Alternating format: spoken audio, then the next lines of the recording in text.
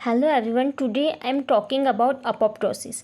Apoptosis एक programmed cell death होती है। ये वर्ड हमने कैंसर में भी पढ़ा है, जिसको हम आज डिटेल में डिस्कस करेंगे। एक सेल है, अगर सेल की हमारी बॉडी में ज़रूरत नहीं है या उसकी लाइफ स्पैन ख़त्म हो गई है तो इसकी डेथ होगी। तो तब ये अपोप्टोसिस कंडीशन में जाएगा, तो इसका जो साइटोप्लाज्म है वो कंडेंस होगा और इस तरीके से ब्लैबिंग फॉर्म होंगे और इसको मैक्रोफेज एनगल्फ कर लेगा। फेगोसाइटिक सेल ये एपोप्टोटिक बॉडी को एनगल्फ कर लेगा। अगर सेल में कोई इंजरी हुई है या कोई स्ट्रेसफुल कंडीशन है, उस केस में सेल के जो ऑर्गेनेल्स हैं वो स्वेलन हो जाएंगे। उसके बाद सेल बस्ट होगा और कुछ इंट्रा सेलुलर कंटेंट को रिलीज़ करेगा, जो कि इन्फ्लामेशन के लिए रिस्पॉन्सिबल रहेगा। अगर इन्फ्लामेशन हो रहा है इसका मतलब नेक्रोसिस है। अगर ये हो रहा है अपोप्टोटिक बॉडी बन रही मैक्रोफेज से फेगोसाइटोसिस हो रहा है तो वो अपोप्टोसिस है। या ब्लैबिंग फॉर्म हो रही है, इसका मतलब भी क्या है, अपोप्टोसिस हो रहा है। अब अपोप्टोसिस के कुछ मार्कर्स होते हैं। तो पहला मार्कर होता है हमारा relocation of phosphatidyl serine. Relocation of phosphatidyl serine. Now, phosphatidylserine is a phospholipid usually present at inner leaflet of cell membrane. Cell membrane के अंदर की साइड प्रेजेंट होता है। When cell is going under apoptosis, this phosphatidylserine relocated to outer membrane, ये अंदर की से relocate होके बाहर की तरफ आ जाएगा। तो इसका मतलब क्या हो रहा है, ये अपोप्टोसिस का एक मार्कर है। अब इसको अगर हमको ऑब्जर्व करना है तो हम कैसे करेंगे, तो एक एनेक्सिन होता है जो कि बाइंड करेगा फॉस्फोटिडाइलसीरीन से, और तब हम इसको देखेंगे तो ये फ्लोरेसेंस शो करेगा। इसका मतलब कि ये अपोप्टोसिस हो रहा है। नॉर्मल सेल में ऐसा नहीं होता है। अब सेकंड मार्कर क्या है अपोप्टोसिस का, तो disintegration of DNA. Disintegration of DNA, इसका मतलब कि जो डीएनए है हमारा वो फ्रेगमेंटेड हो रहा है। अगर डीएनए का फ्रेगमेंटेशन होगा तो उसको भी हम दो टेक्निक से ऑब्जर्व कर सकते हैं। पहला है हमारा इलेक्ट्रोफोरेसिस। इसके अंदर हमारा ये कंपोनेंट होता है, चैम्बर होता है, वेल्स होते हैं, तो जो डीएनए है वो फ्रेगमेंट्स फॉर्म में दिखता है। सेकेंड आता है हमारा tunnel, TUNNEL। Tunnel is TDT mediated UTP nick and labeling. Now TDT is enzyme which can act at bases on free end of DNA. अब DNA का फ्री एंड कौन सा होगा, अगर हम स्ट्रक्चर्स देखते हैं राइबोस शुगर रहती है, बेसेस रहते हैं, तो जो 3' हाइड्रोक्सिल ग्रुप रहता है हमारा तो वहाँ वो हमारा फ्री एंड होता है। और फ्रेगमेंटेशन होने की वजह से there are no free end, मतलब ये 3' OH हमको नहीं मिलेंगे अपोप्टोटिक सेल में। Now this TDT tag 3' end of DNA with fluorescence nucleotide, जिसको हम फिर फ्लोरेसेंस माइक्रोस्कोप के अंदर देख सकते हैं। तो ये अपोप्टोसिस सेल में होगा। अगर नॉर्मल सेल की मैं बात करूँ तो नॉर्मल सेल के अंदर हमको कोई फ्लोरेसेंस नहीं दिखेगा, इसका मतलब वो अपोप्टोसिस नहीं हो रहा है। तो ये दूसरा मार्कर। तीसरा मार्कर आता है हमारा इसमें change in electric gradient of mitochondria. Change in electric gradient of mitochondria.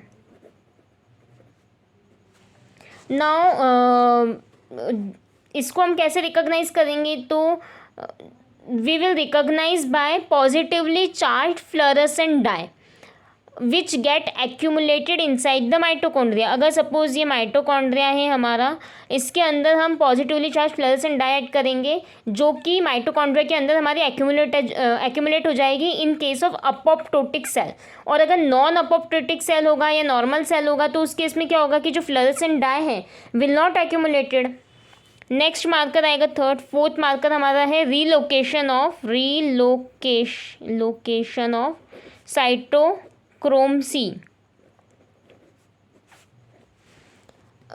ये जो साइटोक्रोम C है, it is present between inner and outer membrane of mitochondria, that is inter membrane space in apoptotic cell.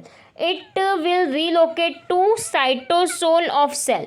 ये mitochondria से निकल के cytosol में आ जाएगा, साइटोप्लाज्म में आ जाएगा। और इसको हम कैसे रिकॉग्नाइज करेंगे? बाय टैगिंग विथ एंटीबॉडी और with fluorescent dye which are specific for cytochrome C.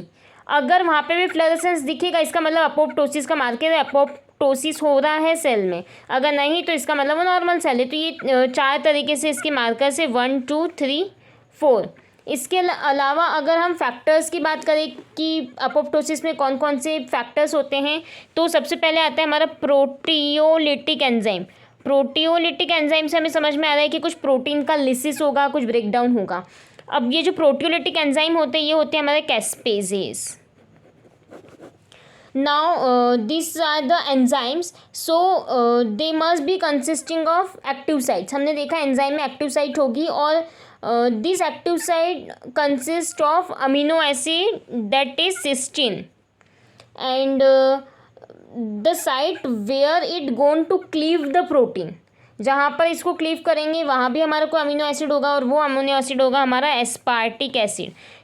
So with the combination of these two amino acids, cysteine and aspartic acid, the enzyme name caspase, C for cysteine and this is for aspartic acid. Not all caspases are used for apoptosis. Some of the enzyme they are involved in inflammatory response। inflammatory response मतलब necrosis में भी कुछ involve होगी। अब ऐसे कैस्पेसेस जो inflammation में involve होंगे, इन्फ्लामेशन में होगा हमारा कैस्पेस 1 4 एंड 5। इसके अलावा ऐसे कैस्पेस जो हमारे अपोप्टोसिस के लिए होंगे और अपोप्टोसिस में भी 2 initiator caspase do not cleave protein of the cell, it will only initiate proteolytic cascade. इसमें आएंगे हमारे कैस्पेस 2 8 9 एंड कैस्पेस 10। इसके अलावा ये जो इनिशिएटर कैस्पेस है यही एग्जीक्यूशनल कैस्पेस, EC से डिनोट कर रही हूँ मैं यहाँ पर, एग्जीक्यूशनल कैस्पेस से इसको एक्टिवेट करेगा और ये है हमारे 3 6 and 7। Now caspases cleave protein only when cell undergo apoptosis. ये कैस्पेसेस तभी प्रोटीन को क्लीव करेगा तब उसे अपोप्टोसिस के लिए जाना होगा। They are not always active, they are present in the cell in inactive form. ये जो कैस्पेसेस है ये इनएक्टिव फॉर्म में रहेंगे तो इनएक्टिव फॉर्म कैसा होगा इसका? प्रोकैस्पेस। अब ये जो प्रोकैस्पेस हैं ये कैसे रहेंगे? तो जहाँ पर मेरा कार्ड डोमेन रहेगा इस तरीके से, ये ऊपर वाला प्रो डोमेन है या कार्ड डोमेन है, ये 1 है और ये 2 है। इसका क्लीवेज होगा यहाँ पर, तो ये जो मेरे ऊपर के हैं कार्ड डोमेन ये रिमूव हो जाएंगे। और क्या होगा यहाँ पर एक अडेप्टर प्रोटीन आएगा कुछ यहाँ इस तरीके से, मेरा ये अडेप्टर प्रोटीन है जहाँ से ये मेरे प्रोकैस्पेसेस बाइंड होंगे विद द हेल्प ऑफ प्रोडोमेन। इन प्रोडोमेन या कार्ड डोमेन की हेल्प से प्रोकैस्पेसेस जो हैं वो बाइंड करेंगे एडेप्टर प्रोटीन से। ये मेरा एडेप्टर प्रोटीन है and they come into close proximity, और ये पास में आएंगे and cleave each other domain. Procaspase 1 जो है वो 2 को क्लीव करेगा और जो 2 है वो 1 को क्लीव करेगा और इनका जो क्लोज प्रॉक्सिमिटी का स्ट्रक्चर बनेगा वो कुछ इस तरीके से फॉर्म होगा। और ये मेरा एक्टिव डाइमर बना है कैस्पेसेस का। नाउ दिस एक्टिवेटेड इनिशिएटर कैस्पेस ये एक्टिवेटेड है। ये क्या करता है? It will amplify its own type of activity. इसी तरीके से ये इनिशिएटर कैस्पेस को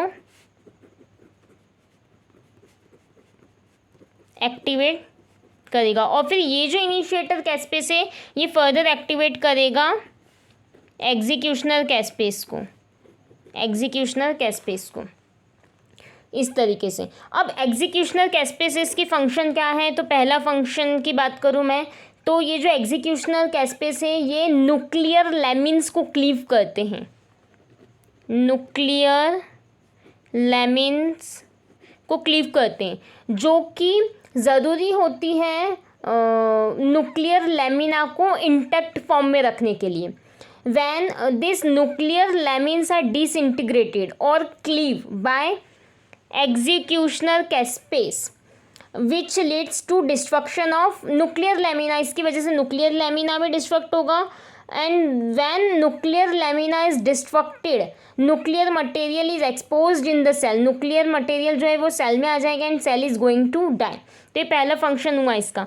दूसरा फंक्शन होता है इसका release of endonuclease, release of endonuclease. Endonuclease क्या करता है? Endonuclease cleave DNA into smaller fragments and it is present in cell in bound form to inhibitory protein. Inhibitory protein जो है वो भी एग्जीक्यूशनल कैस्पेसेस उसको क्लीव कर देगा। इसका मतलब कि जो एंडोन्यूक्लियसेस है वो इसके फंक्शन को परफॉर्म करेंगे और इस तरीके से हमारा सेल डिस्ट्रक्ट होते जाएगा। मतलब हमको ये क्या करना है, मतलब सेल को मारना है, तो ये सब उसी के तरीके हैं। तीसरा होता है क्लीवेज ऑफ साइटोस्केलेटन प्रोटीन्स, तीसरा फंक्शन है। अब ये जो साइटोस्केलेटन प्रोटीन्स है इनकी ज़रूरत होती है एडेशन के लिए। एडेशन मतलब एडियर होना, अटैच होना। Cell will only divide when it is adhere to a surface. अगर फ्री फ्लोटिंग सेल है तो free floating cell can not undergo division और free floating cell engulf by macrophages. अगर सेल को डिवाइड होना है तो it has to adhere to some surface to divide. अगर सेल डिवाइड नहीं होगा इसका मतलब अल्टीमेटली वो भी उसकी डेथ होने ही वाली है।